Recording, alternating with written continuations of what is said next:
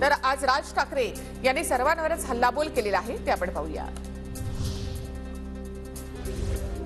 सध्या महाराष्ट्रामध्ये दुसऱ्यांची मुलं कडेवर घेऊन फिरवत आहेत। मी माझीच मुलं खांद्यावर खेळवणार, राज ठाकरेंचा भाजपला टोला। तर हा टोला त्यांनी उद्धव ठाकरेंना लगावला असेल। भाजपचे नेते आशिष शेलार यांचा प्रतिटोला। भाजपचं यश हे अनेक वर्षांच्या कार्यकर्त्यांच्या खस्तांमधून आलेलं यश। भाजपचं यश हे अचानक आलेलं नाही असं सांगत राज ठाकरेंकडून वाजपेयी, अडवाणी, महाजन यांचा उल्लेख। राष्ट्रवादी हा पक्ष नाही तर निवडून आलेल्या लोकांची बांधलेली मोळी। खरे पक्ष स्थापन झालेले असतील तर ते जनसंघ, शिवसेना आणि महाराष्ट्र नवनिर्माण सेना। राज ठाकरे यांचं वक्तव्य।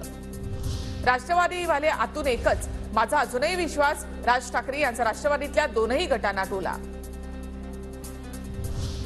राज ठाकरे स्वतः उत्तम मिमिक्री आर्टिस्ट आहेत, ते उत्तम कलाकार आहेत। त्यांनी दुसऱ्यांच्या पक्षामध्ये लक्ष घालू नये, स्वतःच्या पक्षाची चिंता करावी। राज ठाकरेंच्या मोळीवरून जितेंद्र आव्हाड यांची टीका। गेल्या 18 वर्षांमध्ये अनेक चढ उतार पाहिले। उतार कालावधीमध्ये तुम्ही सर्वजण माझ्यासोबत राहिलात, तुम्हाला मी यश मिळवून देणारच, पण संयम हवा।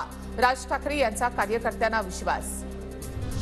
मनसेनं एकही आंदोलन अखेरपर्यंत सोडलेलं नाही असं सांगत राज ठाकरेंकडून मनसेच्या आंदोलनांचा उल्लेख। तर राज्य माझ्या हातात द्या, सर्व भोंगे एकसाथ बंद करतो असंही आवाहन।